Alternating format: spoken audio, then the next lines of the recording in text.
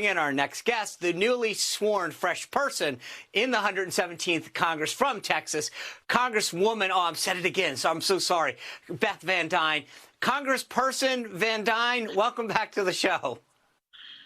How are you doing, Sean? I think you just completely captured the focus of Democrats this last 2 days. You know, how important are those issues we're talking about, right? I'm a mom, I'm a sister, I'm a daughter, I'm an aunt. And I wear Beth, excuse me, ma'am. No, I'm sorry, person. You cannot use those offensive terms on this show. You can't. You are a sibling, a person. I don't even. I'm still not up to speed on what you're allowed to say. But all those terms, sister, not allowed anymore. Mother, not allowed anymore. But go on, person.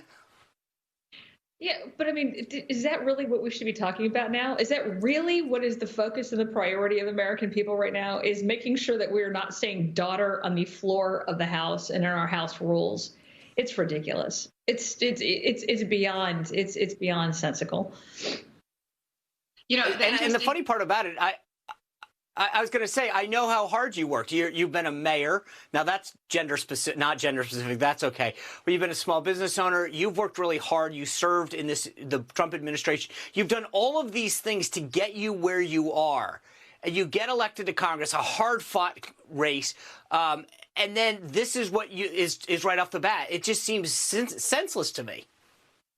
You know, I really expected to be able to come and at least the first couple of days to have a sense of decorum and priorities, to be able to work across the aisle and be able to have a conversation, a debate about what's important. Can we talk about health care, since that's all the Democrats kind of pointed their fingers at this entire last campaign? Can we talk about transportation, a bill that we promised the American people that we would pass over the last 2 years, that would be jobs at a time when we need it the most? Can we talk about election issues? Can we talk about jobs and opening up the economy? No, we're going to talk about gender-specific terms like mother and daughter and brother. Yeah, it's so silly. And, you know, the interesting thing is the hypocrisy in it as well. I just got to pull this up for you, because when you look at somebody like Nancy Pelosi on her Twitter bio, she has a few offenses on here. It says that she is a mother, a grandmother. You know, it makes me wonder, is Madam Speaker a good term or a bad term? You know, but you tweeted about this. You actually challenged some of this, said that you were going to challenge some of this on the floor. What came of that? I did. I challenged it. You know, the Democrats are in power right now. They're the majority and they have the votes. But I mean, it was odd that one of my Democrat colleagues actually stood up and said, as a female member of Congress, I don't want to use these terms. You just did. And again, you know, we have a lot bigger issues for the people. And why are we not talking about this? We wasted an entire afternoon discussing something that I think it's not going to make a difference to any American now. We're just wasting time when we really don't have it.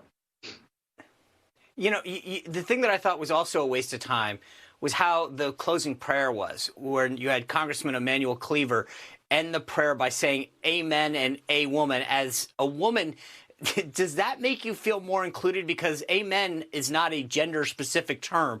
So apparently we're no longer one nation under God either, because he said under a monolithic God. I mean, or under a non-myth. I couldn't even remember what it was. But to your point, this is how you guys started this term, talking about many gods and not amen, but a woman too. It was sort of like, if this is really told you what the Democrats' priorities were. Well, and that's what I've said. Is that where are our priorities? I mean, the fact that we don't seem to understand Latin and understand that amen is not referencing a man or a woman. Are we going to start calling them, you know, instead of a menu, a woman you? I mean, at what point does it stop? It's silly, it's ridiculous, and we need to get down to work. You know, it's been interesting the last 2 days. Yesterday we had a vote on Speaker, and you know, I proudly cast my Speaker, my vote for Speaker for Leader Kevin McCarthy. The razor thin margins that Nancy Pelosi won was tight, but what she had to do to even get those votes in. I mean, as a Republican member of Congress, if you've been exposed to COVID or you've been proven positive, you're forced into quarantine. We just had an entire 9 months where members of the Democrat Party would not even come to work. They had to force them to vote by proxy because they didn't feel safe to even come to D.C. to do the work of the American people. And yet we get a tight speaker vote. And in the middle of the night at 4 a.m., a plexiglass bubble is built in the gallery in the House so that a Democrat member who was had tested positive for COVID 6 days before can vote for Nancy Pelosi. This is where our priorities are. Taxpayer expense. It's pretty unbelievable. Yeah. So, moving forward, we have this. Yeah. Oh, no, I was just going to say, you're right. I mean, I know all of the issues that you campaigned on, and if it wasn't so silly and so out of whack in terms of what the priorities were, the issues that you fought to come to Washington for, I wouldn't cover it. But I think it's important that people understand what's at stake here. This is the difference between Republicans being in charge and Democrats. So, Congresswoman Van Duyne, amen, I say to you. I hope to have you back soon. Sorry we ran out of time, but we had to cover all of the silliness that Nancy Pelosi started the House with. I wish you the best and look forward to seeing you back when we can talk about some substantive issues that are being worked on behalf of the American people. And Sean, my brother, Happy New Year, and I look forward to seeing you soon. Thank you so much.